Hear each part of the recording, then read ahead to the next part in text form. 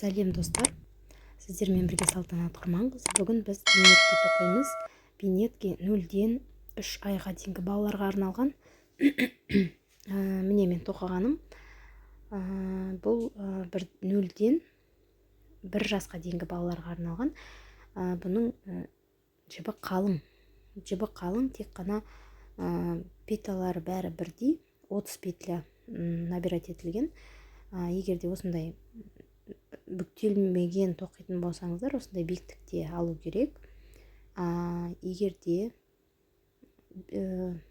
одан да қайырылып тұратын отворотпен істейтін болсаңыздар, онда ұзынырақ тоқисыздар. Қазір біз осы спицаға 30 петля аламыз. Бұл менде носочный петля, жіп, носки тоқуға арналған. Бұдан мен 30 петля алдым. Бұл жіңішке жіп болғандықтан менде шығып тұр 30 петлядан 0-ден 3 айға дейінгі балаларға арналған бейнетке шығып тұр. Егер де осы жіптен 2 қабаттап тоқитын болсаңыздар, онда бізде кәдімгідей 1 жасқа дейінгі киілетін бейнетке тоқылады. 30 петля тоже аласыздар, 30 ілмек. Қатты тартпай алу керек. Мен 2 спицаға өткіздім. Қазір бір спицаны шешкен кезде ол бос болып, жақсы болып шығады. Ілмектер өте қатты тартып, қысып керек емес. Бұл үлкен, бұл вообще мүлдем тоқып көрмеген адамдарға арналған бейнеткенің ең оңай түрі.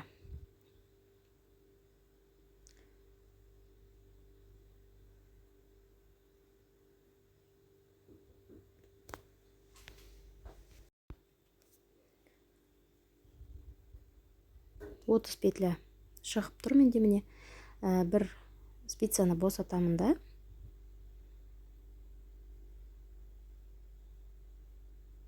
бір оң, бір сол ғып чередовать етіп тоқим. Узор, бұл резинканың узоры, дәл осындай. Бірінші петляны үліп аламыз. Бұл кромочный петля деп аталады. Ары қарай бір оң, бір сол, бір оң, бір сол. Дәл осылай тоқып, бізге қажетті биіктікке дейін тоқимыз.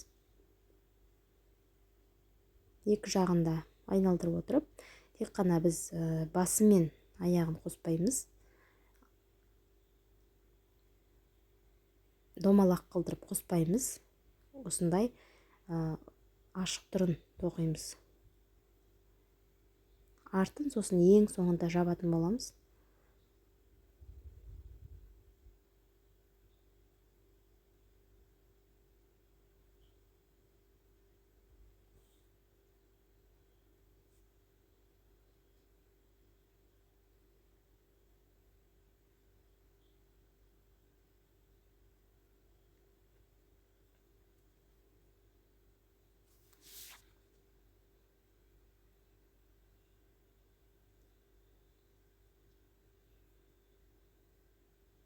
Видеода жақсы көріну үшін осындай жасыл қанық түсті алдым. Жақсы көрінеді деген ниеттемін. Тоқып көрсеңіздер болады. 2 сағатта тоқылады. Бір оң, бір сол қылып, қажетті мөлшерде тоқисыздар. Мына жағын қоспағаным осылай ыңғайлы болу үшін. Міне, дәл осылай көрсетіп отырғанымдай артын сосын тігеміз.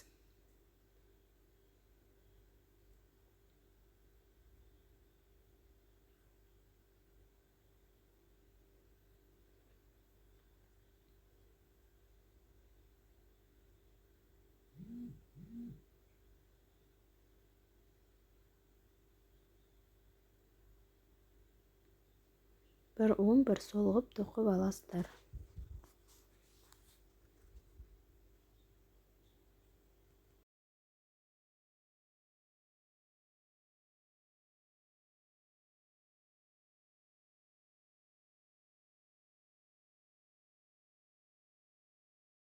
Мінекей мен уже өзіме қажетті биіктікте тоқыдым. Шамамен 15 ряд. Егер де сіздерге осындай қайрылып тоқылатын бүктелген түрі қажет болса, пинеткенің, онда 20 петля 20 қылып тоқуға болады рядын. А енді ары қарай осы жерден бастап 10 петля ортасынан алып 9 ряд 9 ряд алтын тоқимыз. Қазір осы жерден санап аламыз. 30-ды 3-ке бөлеміз. 10 петля ортасында қалады. Сол 10 петляны алға артқа тоқып 9 ряд тоқимыз. Мен маркерді қолданып отырмын, себебі сіздерге көріну үшін, санауға ыңғайлы болу үшін сіздерге бастапқыда осындай маркерді қолдансаңыздар өздеріңізге ыңғайлы болады, шатаспауға.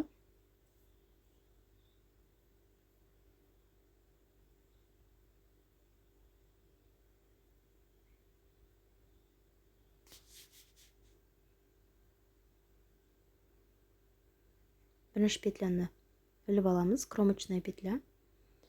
Енді бәрін оң қылдырып, оң петлямен тоқимыз. Тоқылу техникасы оңмен тоқылады.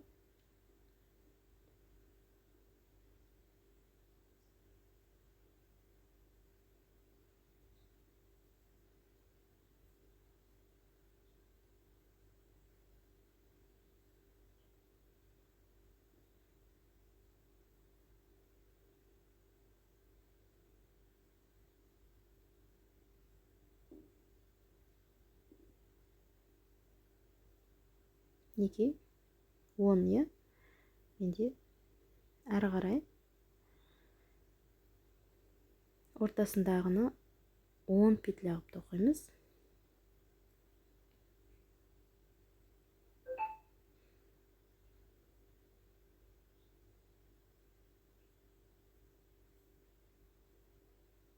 Алға артқа 10. 9 ряд тоқимыз.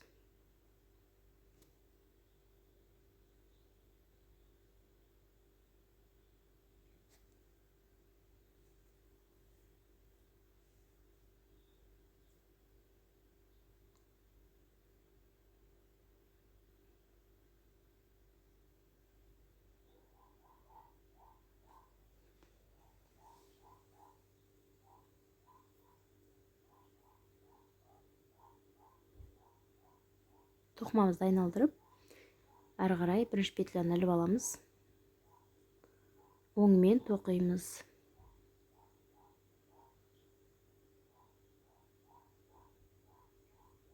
Тоғыз ряд болу керек деп айттым, е?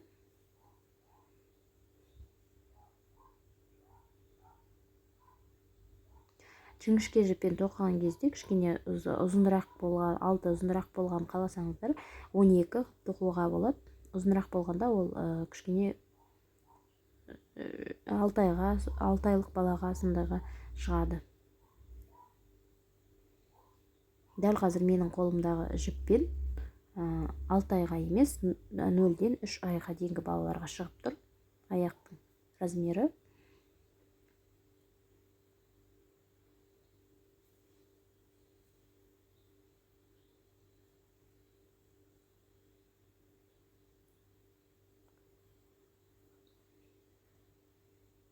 Осылайынан 9 ряд тоқып шығыңыздар.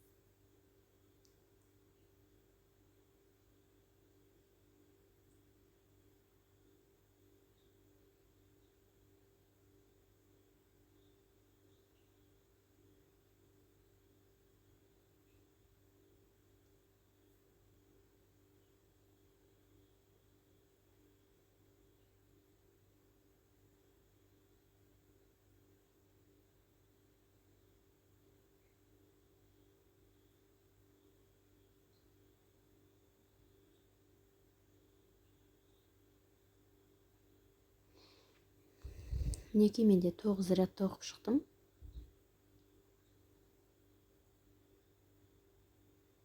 Енді осы жерден біз 9 ряд, 9-шы ряд мына спицада ілініп тұр. Енді осы жерден петлялар іліп шығаруымыз керек. Қазір мына жердегі жіпті қиып аламын. Сосын тоқу носкимізді аяқтағаннан кейін ол жіпті жасыра саламыз арасына, тоқыманың арасына. Дәл қазір осы жерден 9 ілмек шығаруымыз керек жанынан, жанын тоқу үшін.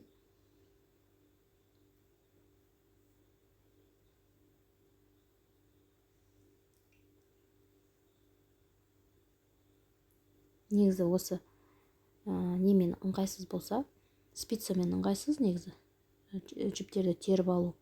Бұл жерде күршек қолдансаңыздар да болады. Жіптерді теріп алып, күршекке теріп алып, сосын спицаға қайтадан іліп аласыздар.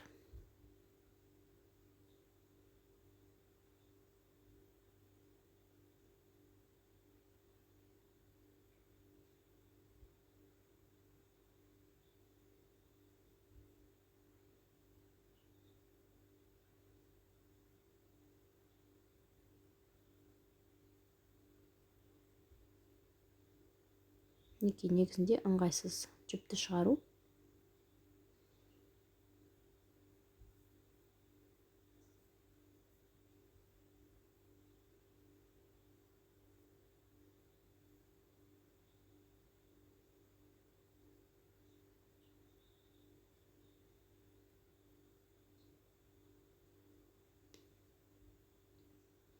Дәл осылай 9 петля шығару керек. Бір петля шығардық, және ол бізде спицада тұр.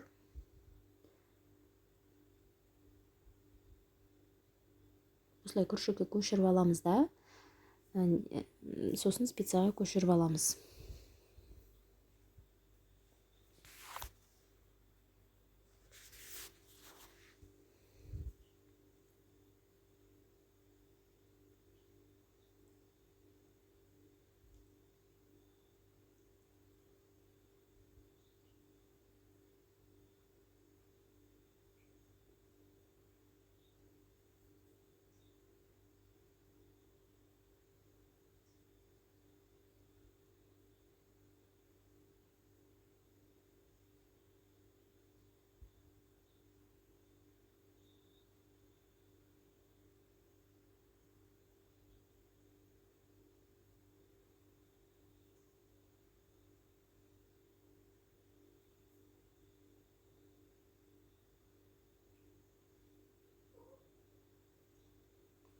Мінекей осылай спицаға көшіріп алдық.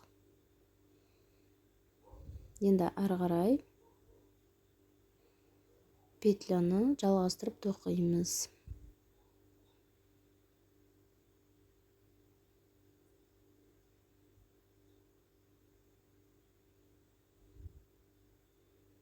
Оңмен тоқимыз. Бұл біздің уже жанын тоқуға көшіп жатқан этабымыз, носкидің жаны.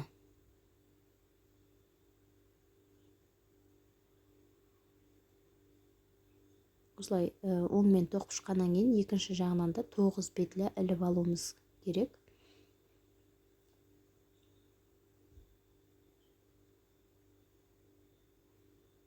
Екінші жағынан да дәл сондай 9 петля іліп аламыз.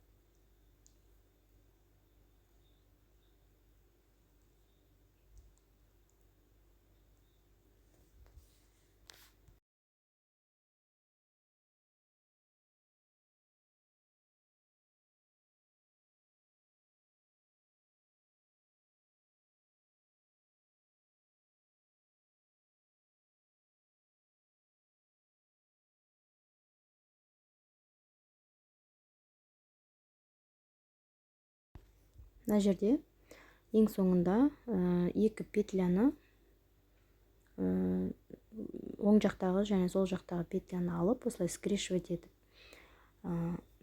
оңмен тоқимын. Негізі ол ана жерде бізде жіпті қосқан кезде, іліп алған жіппен спициядағы жіпті қосқан кезде, чтобы арасында саңылау қалмау үшін арналған, тесік болмау үшін, әдемі болып тұру үшін скрещивать етем. Екі жіпті бір-біріне кигізіп, оң техникасымен тоқып өтем. Мінекей енді осылай біздің пинеткеміздің басы шығып тұр. Енді жанын тоқимыз. Жанын тоққан кезде қазір 4 ряд айналып шығамыз. 4 ряд оңға, солға, алға, артқа 4 рядты айналып шығамыз. Мінекей алдын тоқыдық. Енді біз жанын тоқимыз. Жанын міне 1, 2, 3, 4. Оңға, алға, артқа қып тоқып аласыздар. Оның еш қиындығы жоқ.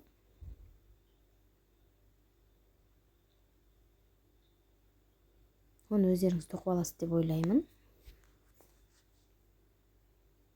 Толық барлық петляны алға, артқа тоқып шығасыздар.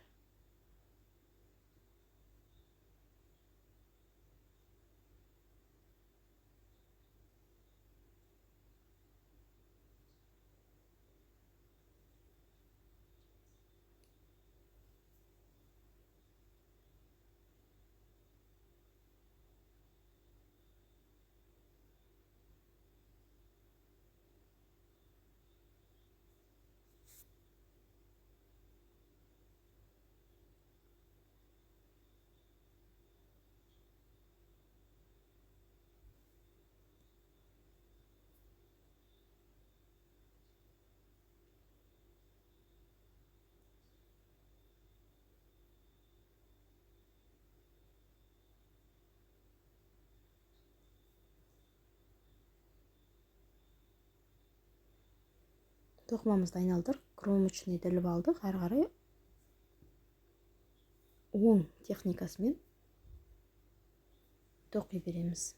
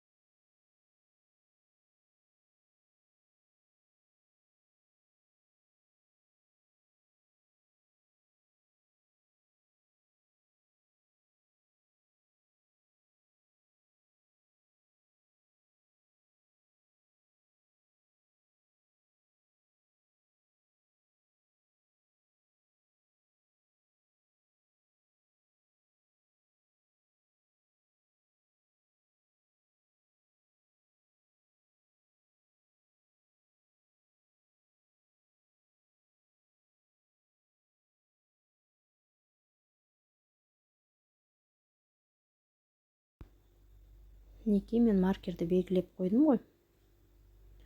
Енді осыны мына жағынан 4 петля қалдырамыз да. Қалған басынан бастап қалған петляны қысқартып отырамыз. Қысқартып отырған кезде біздің табанымыз шығады.